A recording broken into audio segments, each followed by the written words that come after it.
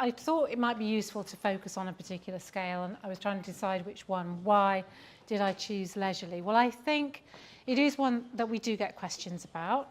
I feel that it's perhaps not as clear as some of the other HDS scales. Perhaps it seems a little bit more fuzzy in a way. Maybe the vocabulary seems a bit more fragmented around it. Maybe it seems to have a few more themes to it. You know, if you compare it to a scale like bold, I think everybody, you know, you think of HDS bold, you can immediately, in your mind, you're thinking of somebody who's high on that, you're immediately thinking of words you'd associate with that.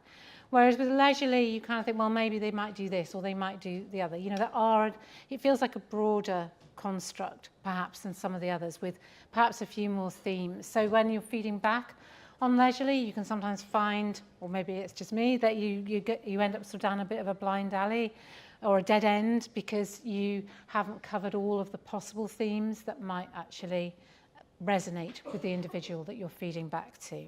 Before I start talking, I wanted to ask you what 3 words first come to your mind when you think of somebody who's high on leisurely. Inconsiderate. Anything else? Stubborn. Lazy. Overcommit. Passive-aggressive.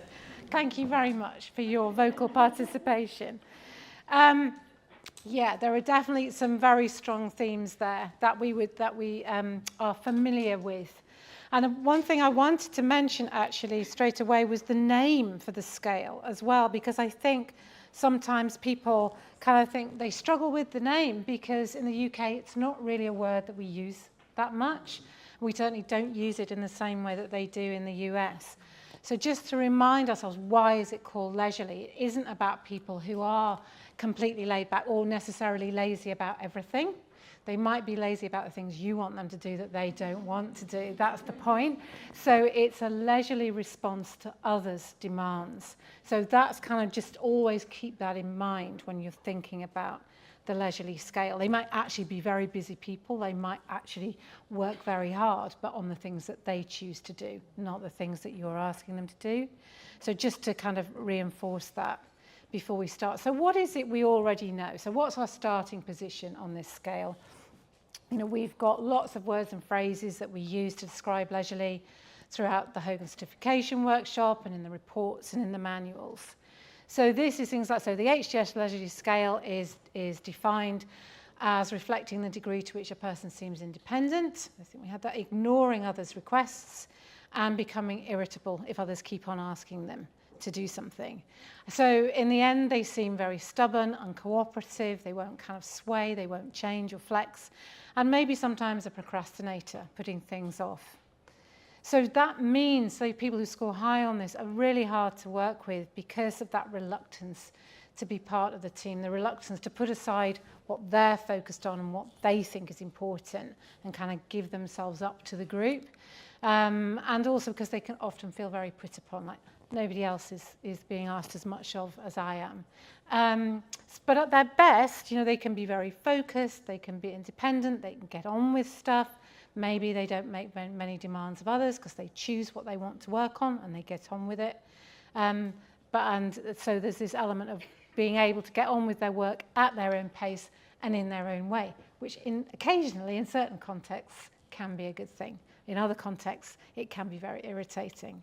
So yeah, the positives then, this focus, this self-directedness, being able to set their own goals and not necessarily demanding much of others. But the downside, and I think people who score high in leisurely are often surprised to learn that their behaviour means that people perceive them as not a team player when they engage in those counterproductive styles of behaviour.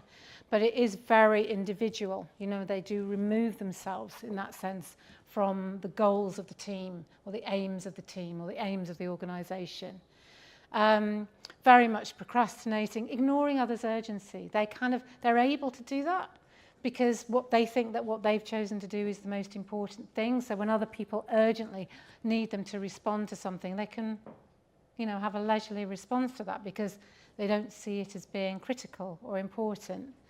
That passive resistance, which can be very confusing. So maybe they actually do resist doing something, but they don't tell you that they've done that. They don't make it clear that they're not actually going to do it.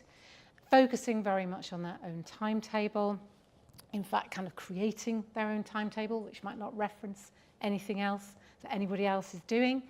Disliking interruptions because they kind of are assuming maybe that people are going to take over, hijack their time, resist being hurried, doesn't want anybody else to tell them, oh, come on, we need this faster.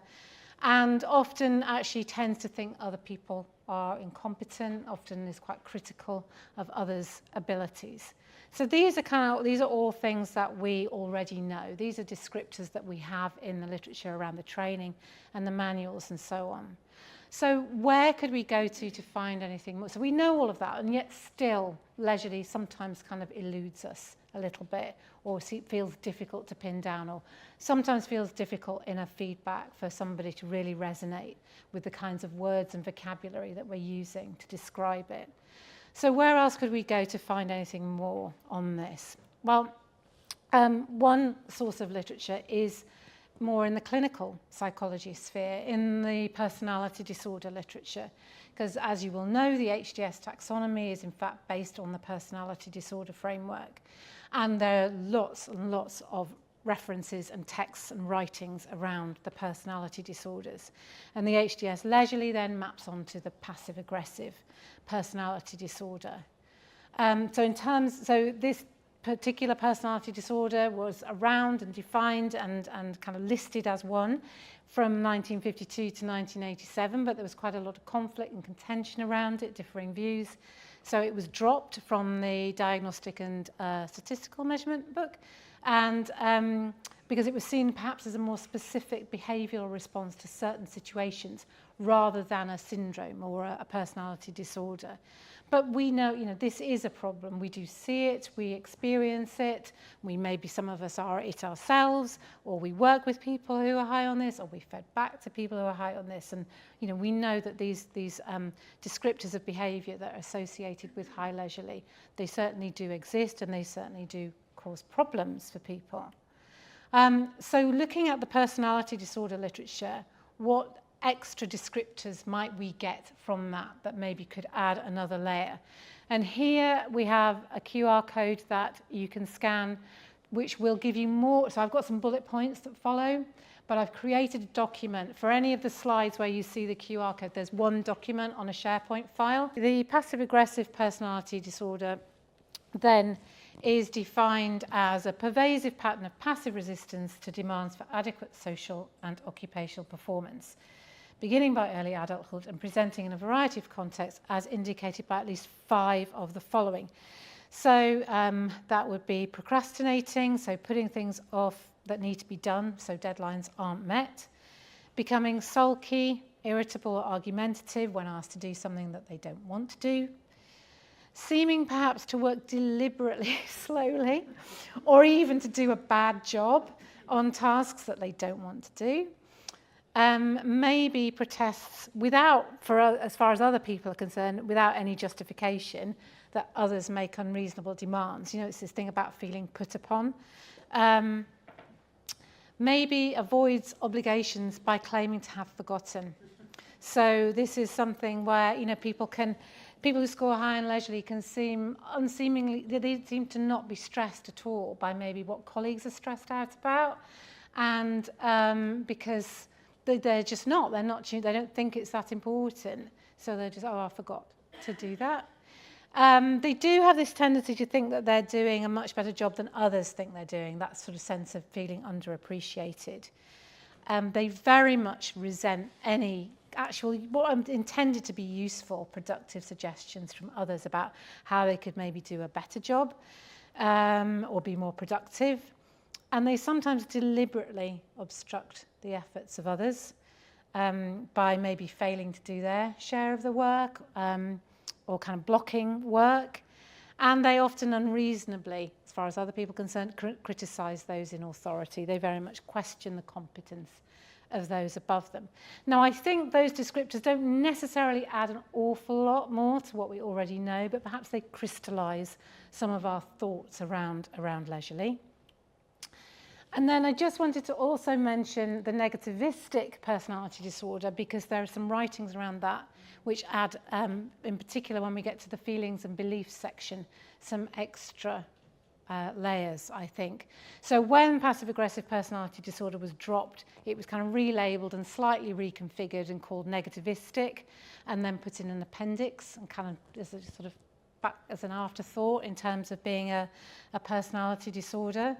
But in terms of the descriptors that go with negativistic that I think maybe are useful reference points, is this notion of being simultaneously needy and independent.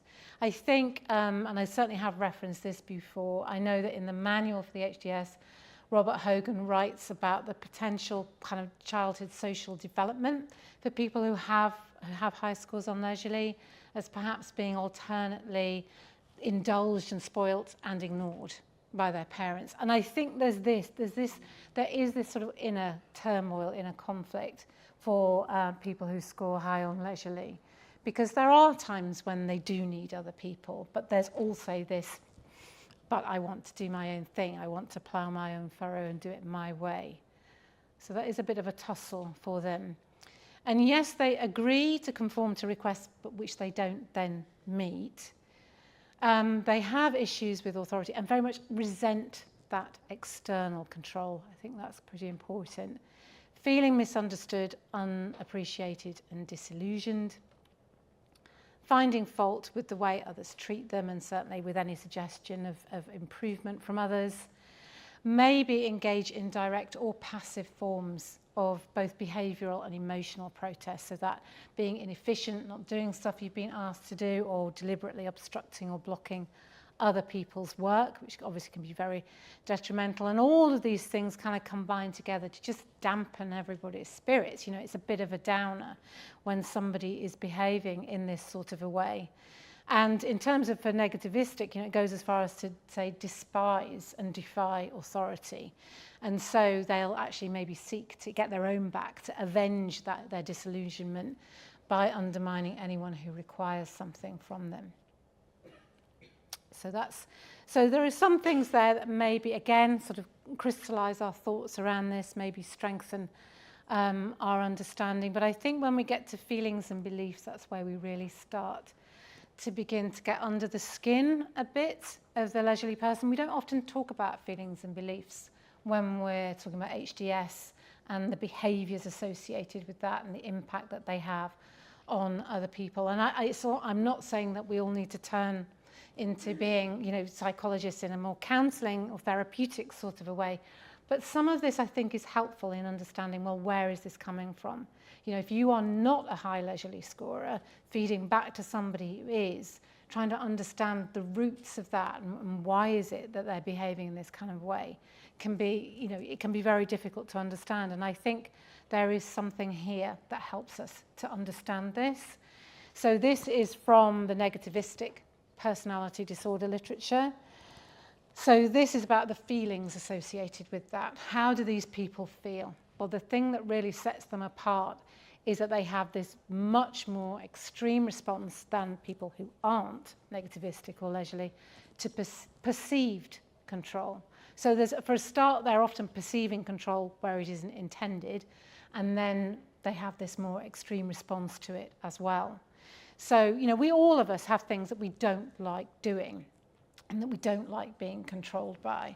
And the example of this is doing, you know, if any of you ever have had to do a tax return, you know, the feeling that you have, and you know, you just don't want to do it. Why do I have to do this? Oh, and it just feels so pointless, and why would you do it? And you're feeling like somebody's constraining your life, and oh, you know, it's going to take up so much time. But that's a normal response to an external control. But negativistic or leisurely people feel that all the time. And they feel that to demands that other people don't have that kind of reaction to. So they think of every request or every expectation from others as a willful imposition. You know, so versus that normal frustration that we would feel. So they feel that if they're going to meet those requests, if they're going to say yes, if they're going to kind of acquiesce and honour those expectations, for them that feels like submission. And so that in turn, meeting those demands can feel like humiliation for them. And I think it's here that we start to see something. This isn't the kind of language that we use around leisurely. It isn't the sort of descriptors that we have or the way that we think about it, because we don't really talk about the feelings underneath it. And I think this then starts as, it's like an aha moment for me when I read this. It's like, okay, so that's how they actually feel, and you begin to understand why they behave in that way, and you can start to think about ways in which you would work with somebody if you're working as a coach, for instance, on trying to reframe their thoughts around this and their responses to perceived control. And building on this theme around feelings and beliefs, so there's a book, I don't know if any of you have already got this, Oldham and Morris, The New Personality Self-Portrait. It's a brilliant book. It kind of actually predates the Hogan Development Survey and is written by clinical psychologists actually around the theme of personality disorder in the normal range. So when we look at how they talk about the leisurely scale, or the passive-aggressive personality disorder in the normal range, they describe the main beliefs of these people as inalienable rights. So this is their belief in their right to enjoy themselves on their own terms and in their own time. So they value and protect their comfort, their free time, and their individual pursuit of happiness. The second point is enough is enough. So they agree to play by the rules. They'll kind of deliver what's expected of them, but no more. And they want others to recognize that and that that's their limit and respect that limit. The right to resist. So they feel, you can't exploit me. Then they can comfortably resist submitting or acceding to the demands that they often deem to be unreasonable or above and beyond the call of duty. Mañana, very relaxed about time. I don't know if any of you have worked with any high leisurely people, but they just have this optimism that, whatever needs to be done, it'll be done. It'll work out. It'll be fine. There is that, definitely. I come across that. I'm okay, not fazed by authority, not overawed by it at all, and they accept themselves and their approach to life. But there is this mixed feelings piece. Remember I talked about the simultaneously needy and independent piece.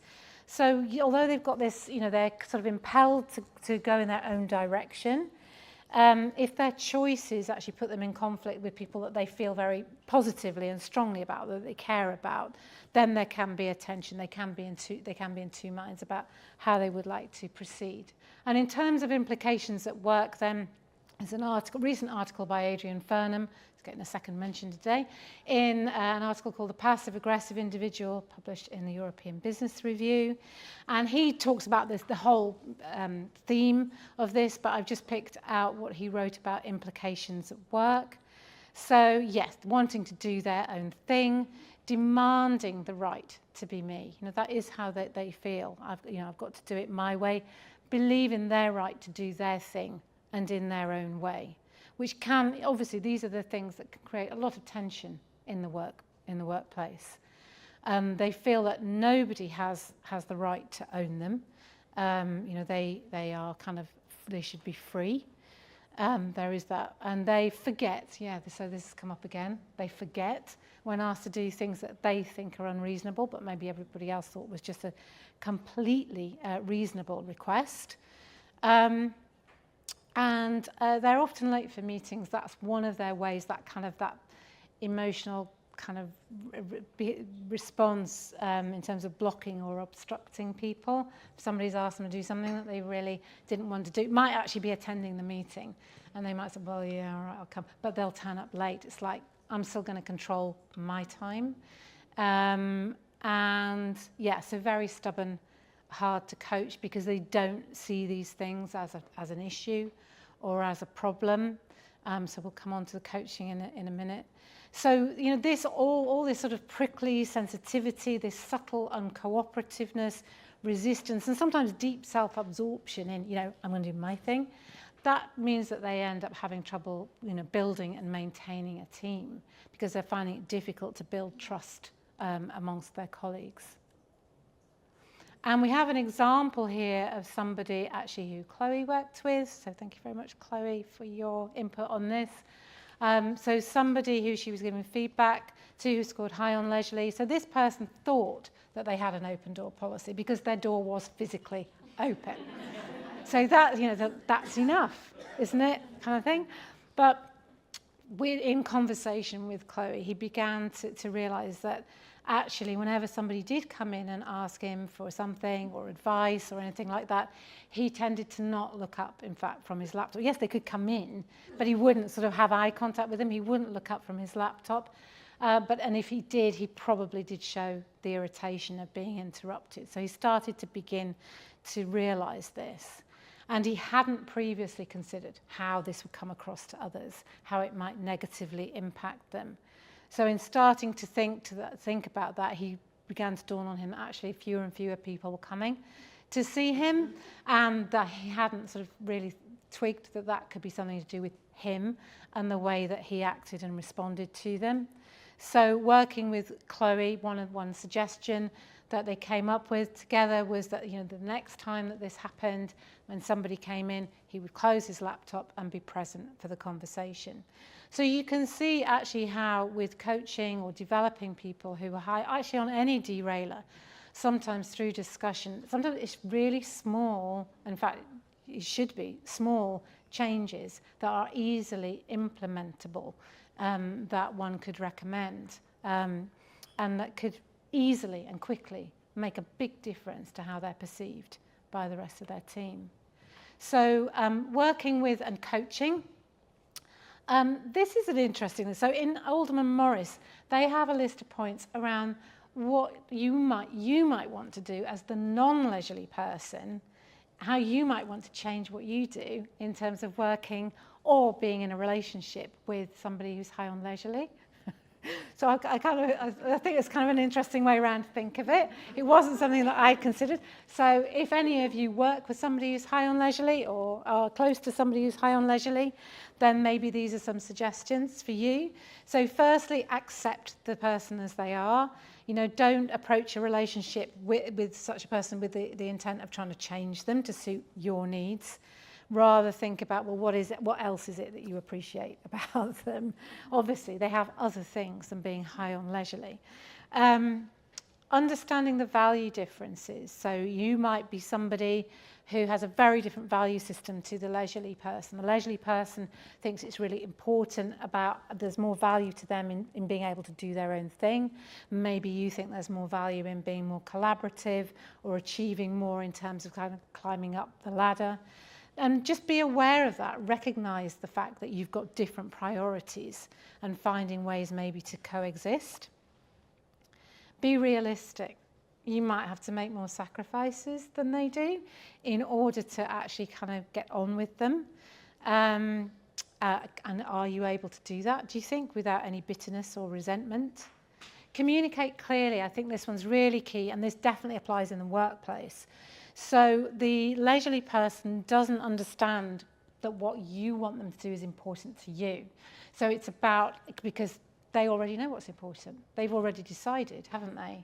So it's about expressing your needs, the fact and why is this important, and maybe why is it important to the team or the organisation. So making sure that you communicate that clearly, because their assumption will be that whatever it is you're talking about is not going to be as important as what they're doing. Then there's negotiate and collaborate. So maybe, they want to do this, you want to do that. How can you meet in the middle? Maybe you can help them with some things if they agree to do something for you. So thinking about how can you do a trade, in essence, with them on that. Address the hidden anger. I think sometimes high leisurely people, they don't realise that the way they're responding is because actually they're angry or frustrated about the imposition or the demand that they see. So the next time they seem to be resisting or stalling, ask them, what are you frustrated by this? Why is that? And open up the discussion around that. And join their pleasures, so have something that's shared, engage, obviously that's more personal, engaging in their hobbies or routines. And then finally, again, this is personal. So, they like being pampered, they like being cared for, they like being looked after. So if you're prepared to do that, then that's something nice for the leisurely person. So that's things that non-leisurely people can do. But okay, so this is a book. I don't know if any of you use it. We at PCL use this as a resource a lot. Coaching the Dark Side of Personality by Warren Felts and Kellett. It's got some really good resources in there, actually for high and low scores on HDS and ways in which you can talk to somebody and coach them and ideas. And I just wanted to give you some examples of a process that you might use with leisurely high scorers.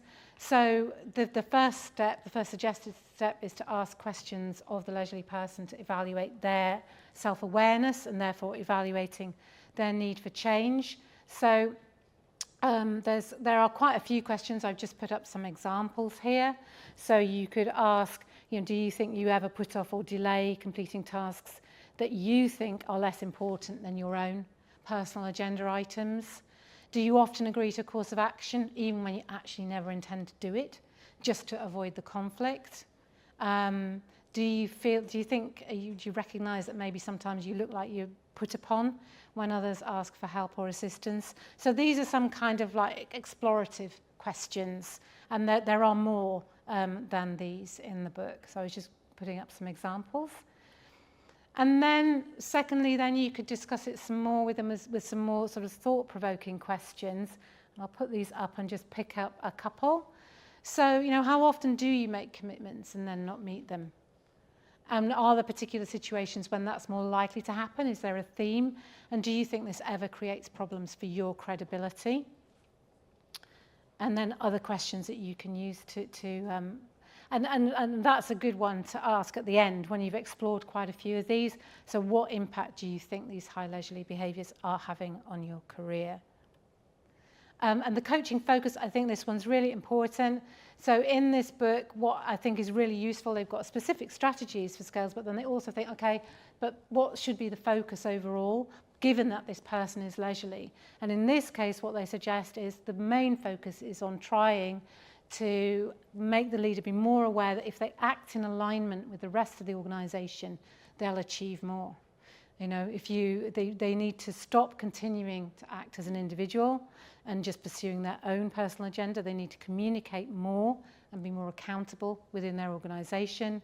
They need to act as an organisational member. That will increase their credibility and trust from others. And the coach needs to help them identify, what's the negative effect of this behaviour on their reputation, to try to switch it around, to try to get them to behave in other ways. And sorry, I'm just flicking this through because I know that I'm over time.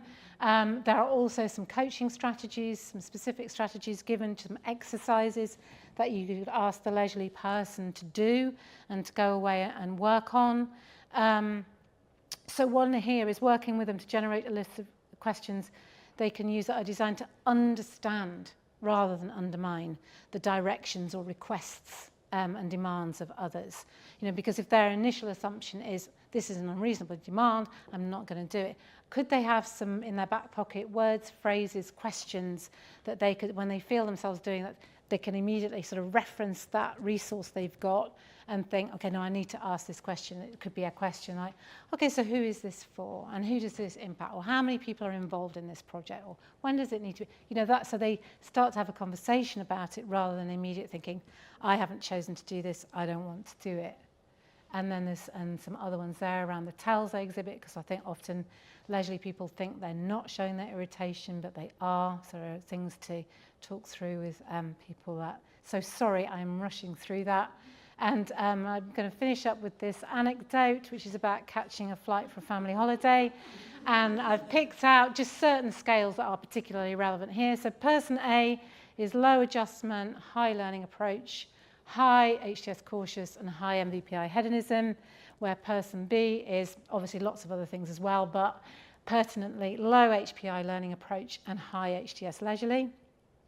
So person A loves researching holidays, booking them, tends to be anxious though about most things, hates being embarrassed, easily stressed by being late, has read the flight company instructions and has planned when they need to leave by.